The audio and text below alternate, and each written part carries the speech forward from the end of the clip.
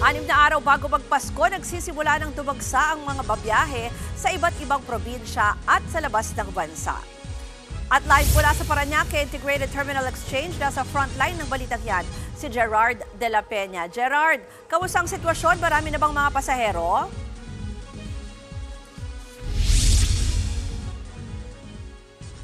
Ako, Ruth, alam mo ba, napakarami ng mga pasahero ngayon dito sa Parañaque Integrated Terminal Exchange at siguradong madaragdagan pa ito bukas.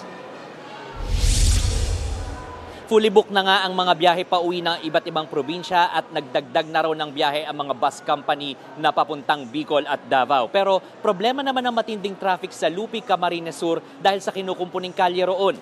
Kaya matagal bago makabalik ang mga bus. Ruth, dahil nga napakatindi ng traffic doon sa bandang Camarines Sur, ay naglagay na raw ang DPWH sa mga traffic enforcer para kahit paano ay lumuwag-luwag ang daloy ng trapiko doon at agad na makabalik ang mga bus dito sa PTEX. Ruth.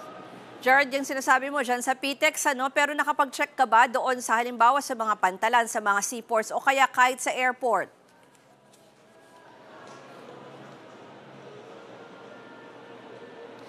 Ruth, kanina ay nagpunta tayo doon sa Manila Northport. Nakita natin bagong gawa yung mga facility doon, bagong renovate, napakaluwag, napakaaliwalas. Pero ang availability ng ticket doon ay medyo pahirapan na rin. Ang sabi sa atin ng mga otoridad doon ay fully booked na yung mga ticket doon, lalong-lalo na yung mga papuntang Coron dahil sa mga panahong ito ay ang dami mga turistang gustong magpunta sa Palawan at gayon din yung mga uuwi ng probinsya, partikular na sa Zamboanga, sa Dipolog, sa Bacolod at Iloilo. Pero ang sabi naman ng mga otoridad, yung mga gustong humabol at walang reservation, pwede naman magpunta doon dahil maraming mga pasahero nagba-back out o yung mga mga no-show, yung mga hindi nagpapakita at maaaring maibigay yung kanilang slot doon sa mga gusto pang bumiyahe.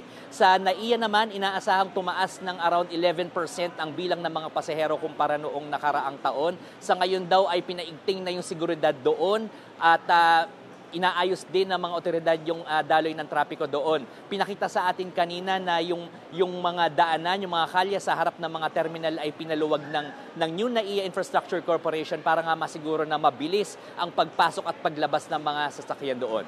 Ruth. Yan po ang Express Report ni Gerard de la Peña. Mga kapatid, ako po si Ruth Cabal. Maging maalam at may pakialam sa mga may init at rumaratsyadang balita sa Frontline Express. Para maging updated sa balitaan, mag-subscribe lang sa social media pages ng News 5.